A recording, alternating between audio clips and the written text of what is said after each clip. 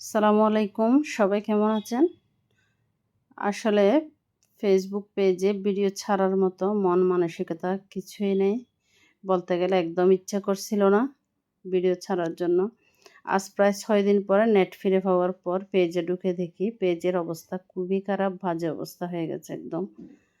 তার চেয়ে আসলে দেশের যে পরিস্থিতি, এমনিতে এই সময় আসলে ভিডিও আপলোড দেওয়ার মতো মন মানসিকতা একদম নেই বললেই চলে। তবুও কী করব? কিছুই করার নেই। আসলে এত তিল তিল করে গড়ে তোলা এই পেজটি চোখের সামনে এভাবেই শেষ হয়ে যাবে। দেখতে পারবো না, তাই আসলে ভিডিও বানাতে বসে গেলাম। তো আশা করি সবাইকে পাশে পাবো।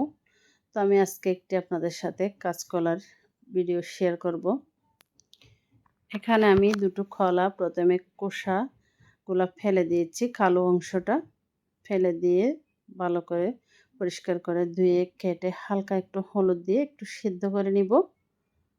যে আমার সেদ্ধ হয়ে গেছে, সেদ্ধ হয়ে গেলে এটা নামিয়ে একটা তাওয়ার মধ্যে কলাগুলো তুলে নিব, আর পাশে দিয়ে দিব কয়েকটা রসুন, আর দিয়ে দিব কয়েকটা শুকনো মরিচ, যাতে করে কলার গায়ে যে এক্সট্রা একটা পানি আছে না, ওই পানিটা যাতে চলে যায়, সেজন্য কলাগুলোকে একটু হালকা একটু ভেজে নিব।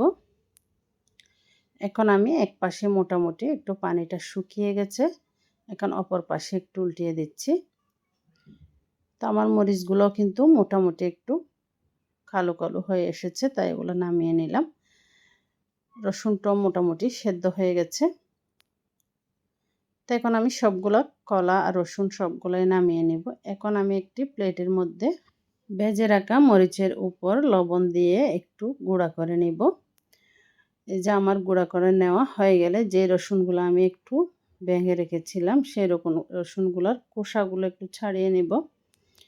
ছাড়িয়ে এখানে দিয়ে একটু ম্যাশ করে নেব। আসলে এই ভিডিওটাতে যখন ভয়েস দিচ্ছিলাম, মুখ দিয়ে আসলে কথা বের হচ্ছিল না। দেশের এই পরিস্থিতি আসলে কিছুই ভালো লাগতেছিল না। কিন্তু চোখের সামনে পেজটা নষ্ট হয়ে যাবে, এটাও আসলে কিছুই করতে পারতেছি না। কিছুই করার নেই, আসলে একটু তবু একটা ভিডিও দেওয়ার চেষ্টা করতেছি, এটাই আর কিছুই না। তো এখন আমি আরেকটা ফ্যানের মধ্যে কিছুটা তেল দিয়ে কিছুটা রসুন কুচি দিয়ে দিয়েছি। রসুনটা ভালো করে ভাজা ভাজা হয়ে আসলে দিয়ে দিব পেঁয়াজ কুচি।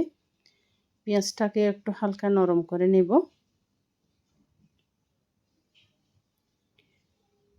নরম করে নেওয়া হয়ে গেলে এখন আমি যে ভর্তাটা তৈরি করে রেখেছিলাম, সেই ভর্তাটা এখানে দিয়ে দিব। তো আজকের রেসিপিটি আপনারা কে কোথায় থেকে দেখছেন অবশ্যই কমেন্ট বক্সে জানাবেন। যদি রেসিপিটি ভালো লেগে থাকে তাহলে একটি লাইক, কমেন্ট, শেয়ার করে অন্যদের দেখার সুযোগ করে দিবেন। আর পেজে ফলো দিয়ে সাথে থাকতে পারেন। ইউটিউব চ্যানেল থেকে দেখে থাকলে চ্যানেলটি সাবস্ক্রাইব করে পাশে থাকবেন। এখানে আমি কিছুটা ধনিয়া পাতা দিয়ে দিলাম।